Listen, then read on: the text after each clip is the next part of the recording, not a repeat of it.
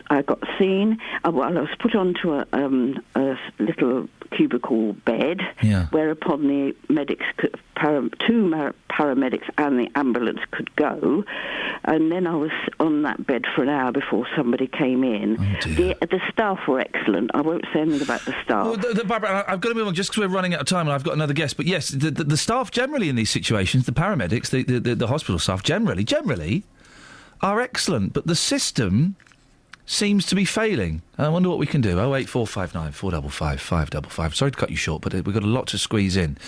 Milton Keynes' former mayor, Subhan Shafiq, has resigned as a councillor after he vouched for a serial rapist who was granted a taxi driver licence. It follows months of pressure and comes straight after an internal audit report questioned his actions. Mr Shafiq had already resigned as mayor, but wrote a resignation letter saying he would no longer be a councillor. Well, our reporter, Justin Dealey, has been speaking to taxi drivers in Milton Keynes this morning. Well, Paul, first of all, give us your reaction to the fact that Mr Shafiq has now resigned as a local councillor here. Yeah, I mean, the guy didn't really have he had to go, really. He was backed into a corner and he had to go, and what he did wasn't right. All the taxi drivers here talking about the further checks that you're going to have to go through now. Do you think eventually the public's faith can be restored in taxi drivers? I think so, Milton Keynes. It was hopefully an isolated incident, but yeah, I think on the whole things are going to be okay, yeah. Well, Frank, Mr Shafiq has now resigned as a councillor. You're working here as a taxi driver. Give us your reaction. Should have gone when it started. Council have dragged their heels on this for long enough, and they're just trying to cover their own back, and we're all suffering because of it, because of people. The council should have got off their backside and got rid of these people. You say that you're suffering. How are you suffering here? Well, because people are getting the wrong idea. This chap that they're talking about wasn't a taxi driver, he's a private hire driver. He didn't come down here, he didn't work here, so why are we being interviewed by TV people and everybody else? He wasn't a taxi driver. He was a private hire driver. There's a total difference. But to the public, they'll still see that as the same thing. Absolutely, but this council have dragged their heels. They should have got rid of these people straight away when they mucked everything up. And it's their fault, not ours. And just lastly, very quick word on the new checks you're having to go through. Like many drivers here, you're not happy, are you? No, I'm not, because all the council are trying to do is cover their own backs for the mistakes that they've made. We've all had these checks. They're coming on the radio saying, oh, we're bringing in these checks to reassure the public. We have these checks anyway. Well, listening to that is Edith Bolt, Tory leader of Milton Keynes Council. Good morning, Edith. Oh, good morning. Your reaction to Mr Shafiq's resignation? Well, I'm really pleased. I agree with the taxi drivers we've just listened to. He should have done it back in August. The information was really clear even in August, and it's taken 3 months to get the right decision. It has taken months for him to resign, and only after an internal audit report highlighted some of his, well, I don't want to say lies, but there was certainly conflicting evidence, wasn't there? Certainly was, yeah. It's quite uncomfortable reading that the report, the part of the report that relates to Mr Shafiq. It's very uncomfortable reading. You know, I'm really disappointed that other councillors have made such dreadful mistakes. You know, I've been a councillor for 3 years, and I take my job very seriously. I just cannot understand how anybody, given the information that was before the committee, could have granted a licence, to be honest. So I'm very glad that Councillor Shafiq has gone.